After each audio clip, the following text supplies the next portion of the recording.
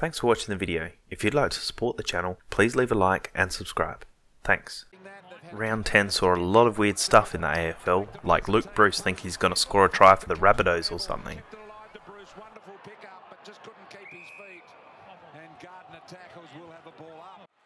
Love him or hate him, Trent Cotchin goes hard at the ball. Watch him get absolutely cleaned up by Buddy here. What a hit. In this funny clip we can see Bruce try to bounce the ball while being tackled, which is holding the ball, but it's not a typical bounce. 100%. Scott Morrison in the house. Darcy Fort tries to kick a goal off the ground, but unfortunately he misses and ends up smacking into the goalpost.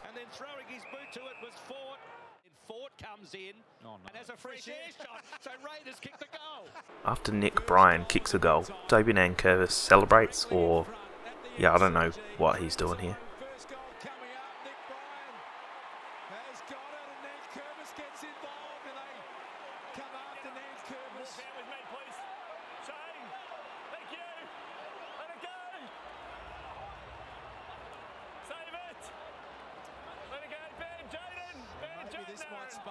This may very well be the softest push in the pack free I've ever seen. Just listen to BT's reaction. Are you kidding me? Are you kidding me? Last week we had ScoMo, now we've got Damian Lillard. I'm sure he has absolutely no idea what's happening.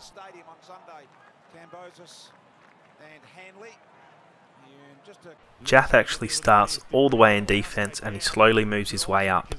And in this clip we can see him finally kick his very first goal in the AFL. It's great to see a defender kicking a goal. Plays on midfield. Shields can go. Looks around, had options of plenty. Jath on the move. Blasts it towards goal. Jath got it there. First goal. After the Crows started the first quarter 5-0, West Coast finally get the first chance at a score. Kennedy loses Duday, drops the mark and absolutely shanks the kick.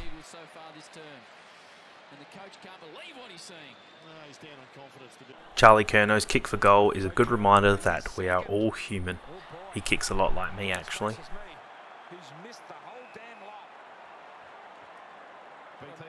Bit of odd conversation between the commentators here.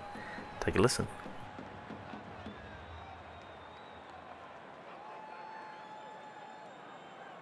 I love that. Can't bring a brolly to the game, but you can bring a great big bass drum and a stick. And a big flogger. No brollies though. No, not allowed a brolly. Sidebottom gets called for holding the ball as Jack Viney tackles him and he just walks over the sideline. I'm happy they've actually paid this one because it seems to happen too often where the players rely on the boundary line to get them out of trouble. He had prior opportunity, he didn't get rid of it, and he took him over the sideline very easily. It's a free kick in my opinion. Powell from the Suns has broken his leg. In this clip we'll have a look at it. If you don't want to see it, use the timeline below to skip to the next portion of the video. Oh my goodness, that is horrific. They're going to have to stop play for that, surely. That's a dislocated knee. They need to get the stretcher out there and stop play. Oh, Laird is going to get 50. I'm really not sure what Hayward was thinking here, but Jonas has saved an almost certain goal here when the game is so close. This would have tied the game, but Jonas was smart enough to not give Hayward the chance. We probably don't see defensive actions get enough attention as they probably should. This one is fantastic.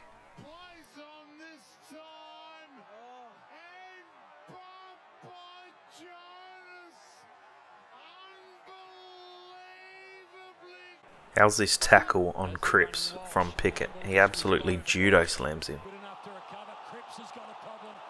Edwards, the Pickett, the tackler. Low but Walsh. Good enough to recover. Cripps has got a problem. Low but Walsh. Good enough to recover. Cripps has got a problem. A good friend of the show, Cody Weightman, has dislocated his elbow. Take a look, it looks very nasty. They were actually able to put it back in and Cody played for almost the rest of the game. put some weight onto that arm. And he was just grimacing in pain. Hard to watch. Just grimacing in pain.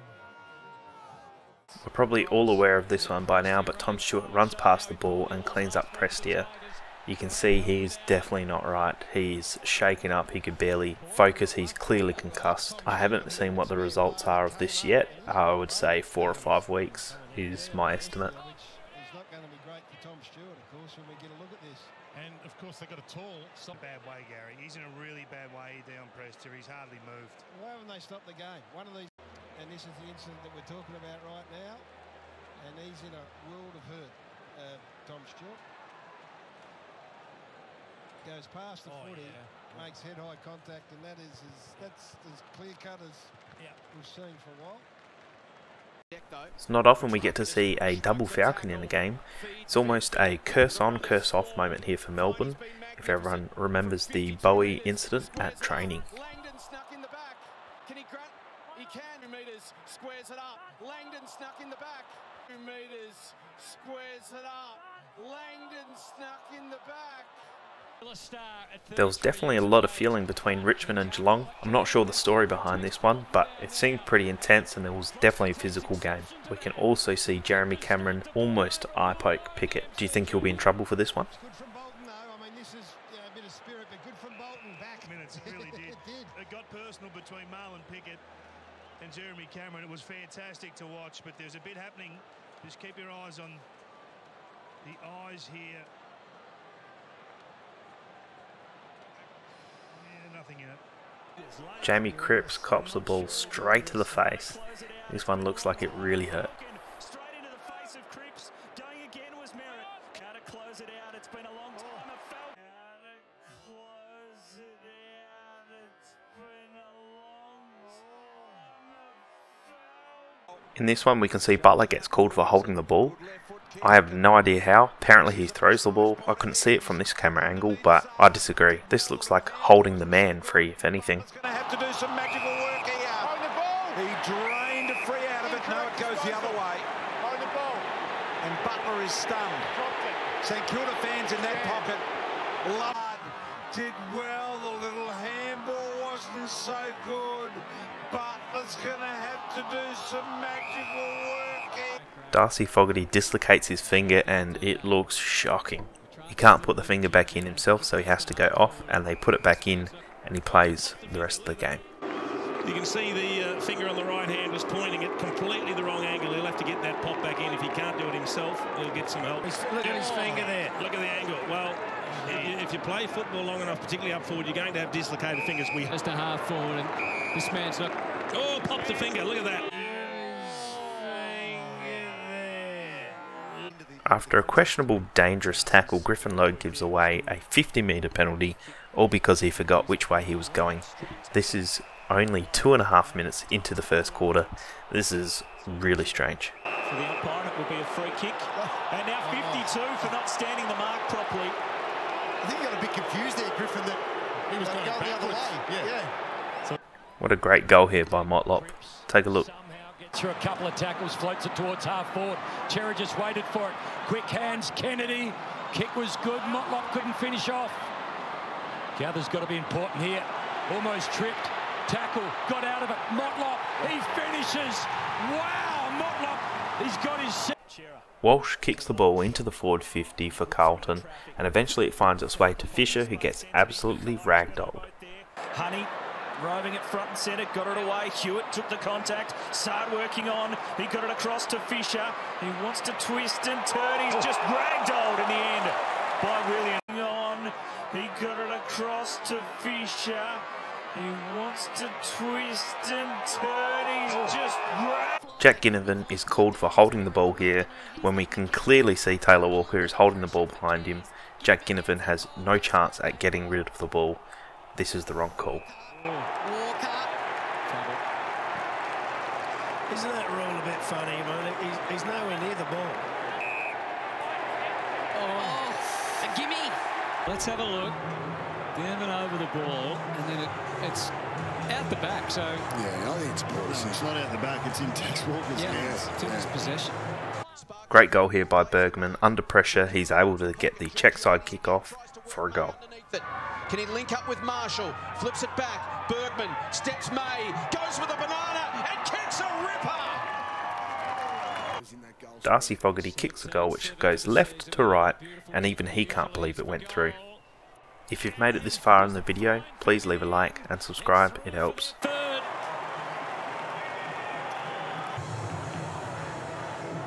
Yeah, it was early against Melbourne a couple of weeks ago, came back out and he wasn't quite sure about the flight path. Mason Wood takes a mark inside 50 and he tries to go around the body and kick for goal, and he absolutely shanks it. Beautifully done, Mason Wood, and some presence in this game early, and wow, completely hit the wrong side of the ball. Can you say that again, BT? What? To be able to access it a bit deeper inside 50. Steele committing with a rare committed win in a clash tonight for the Saints. Garcia, little handball to Trelaw. A bit deeper inside 50. Steele committing with a rare committed win in a clash tonight for the Saints. Garcia. Jack Ginnivan is clearly taken higher by Mason Redmond, and the umpires do not give him the free, I guess because of his history. Lets it go. Oh, I'm not sure about that. Give me the ball. Is that a significant enough dropping at the knees? After Bailey Smith kicks a point, Hibberd wants to take the ball in, but the umpire won't let him until the goal umpire has made his signals, and then he can grab the ball from the bag. Just take it back to the basket. You got to wait for him to give the signal. Okay, there you go. Mundy kicks the ball back to Pearce, who takes a mark and then absolutely shanks it, and Shai Bolton gets the easiest goal of his life. Revolt, the two veterans. He goes back and finds Pearce, and that's a poor turnover. Walk in, second goal of the night, Shai Bolton. Sam Walsh steals the handball from Jacob Ware, and he gets the ball, he bounces it, and then he tries to fake the GWS ruckman Bruce, and Bruce is not falling for it. Great tackle from Bruce. I think we can safely say he's not affected by that ankle. Pressure on the kick, and it might turn over. This might be the quickest goal we ever see. As you see, the controlling umpire blows his whistle to signal that the game is starting, and only 1 second into it, Dacos elbows Boak in the back, which gives him a free kick in the forward 50. Boak goes back and kicks the goal. For Trav Boak, a star of this football club, for the perfect start for Port Adelaide. Hits it well, knocks it home. So if you look top right here, you can see Dacos and Boak there. So he goes the elbow in the back. Will Brody takes the mark on a pretty tough angle in the wet and absolutely shanks it. Around, and now Brody, 3-0-1-3. So here is Brody with another one of those. And oh boy. Jai Cully gives Anderson from the Gold Coast the old Rezzy's handshake. He'll probably be missing 2 weeks for this. Ainsworth, Anderson. Oh, he's put down after. Here it is again, Brad Johnson. Yeah, that's no good at all. Stengel has the ball all alone about 60 metres from goal, and he kicks the ball perfectly to Dangerfield, who handballs it over the top to Hawkins, and they just make an absolute meal out of it. For Hawkins, and they have botched the goal of the year. Or may I say, the botched goal of the year. Mitch Robinson takes a kick from 80 metres out towards Cam Rayner, where he gets a free kick, but the ball continues to bounce, and the umpire pays play on, and this goes through for a goal, an 80-metre goal. He didn't actually pick it up, it's a goal. Mitch Robinson receives the handball, and Marlon Pickett comes in and cleans him up. Quite surprised none of his teammates came in to remonstrate a little bit more with the game so close. I thought this was pretty dirty, and I hope the MRO take a look at this.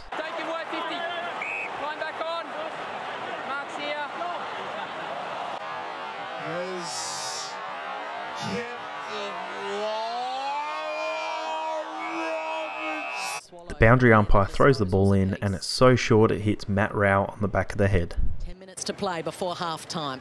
That is a shallow throw in. Backhead. Is that a free kick? Yeah, hit him on the full. Yeah, it's hit him on the full. It's supposed to be a free kick. You can't pay a free kick for that, Liz. And to make things more infuriating for the Eagles, that'll be... And to make things more infuriating for the Eagles, that'll be... When the team that wears black and a red sash played the GWS Giants, Kelly Underwood had this fantastic observation for us. It's been 7 consecutive goals to the Orange team. Extraordinary momentum shift. We've had a few of them. Stevenson kicks the ball in straight to Buddy, and he clearly doesn't watch. Buddy comes in, kicks the goal and gives him a little bump just to let him know.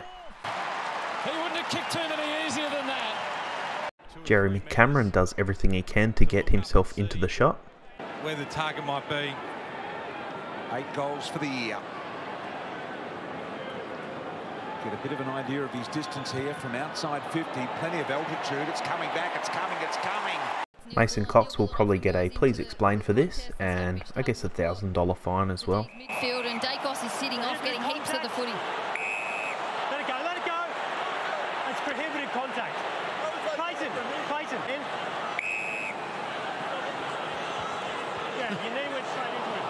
Rough conduct. Both Ginnivan and Salem flop here. I think they'll probably be looking at a fine for this.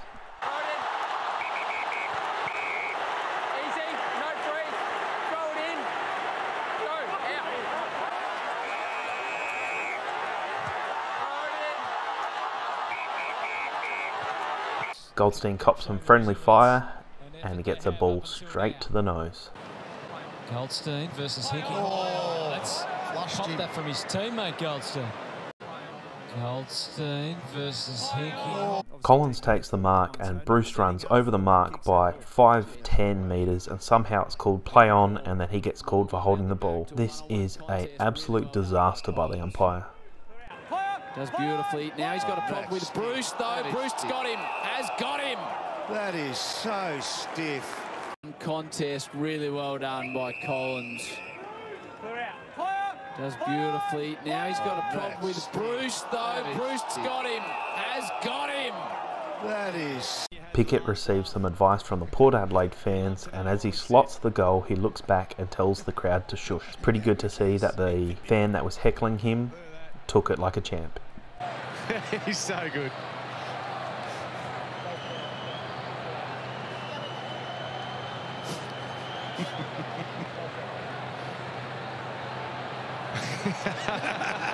Zorko with a great one-arm mark. Oh, Saints on that leaderboard is Zorko.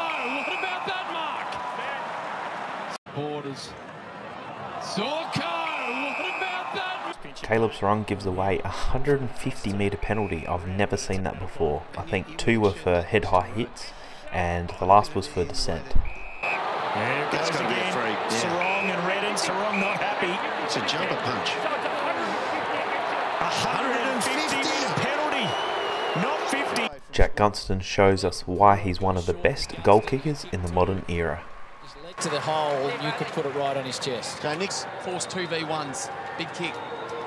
Gunston. Oh, swing late. Here it comes. It's a big in swinger. Look at that. Knocked over middle peg. And Gunston's got 3. Swing late. Here it comes. It's a big in swinger. DeGoey gets a free kick for a hold, and the umpire points the way that it's a Collingwood free. DeGoey cannot believe it, that it's not his free, but it is his free. He doesn't know which way he's going. Watch this. The ball, and that was the free kick. And it took a long time to come back. Maynard's going to pump it deep into a fence. And a free kick now got it to DeGoey. Off the free kick. And it took a long time to come. Finlayson gets paid a free kick in which he can kick for a goal after the siren, and his kick is no good. Just watch his reaction. It's a little bit different. In time, and has to be front on contact against Hinge on Finlay. He's gone back for the drop punt over the man on the mark. And it's been that kind of night for Jeremy Finlayson. It's been a muddle upstairs for the former Giants. Here to Jake Lever kicks his first goal for the year and his first goal for Melbourne. Look how excited he is. 50 metres. 50-metre penalty here as well. So Jake Lever from just outside the 50. Plenty of height. Kick looks on line. Gee, it's good. It's there. Lever's got it. First of the year for him. Pathetic. I'm disappointed. See you later.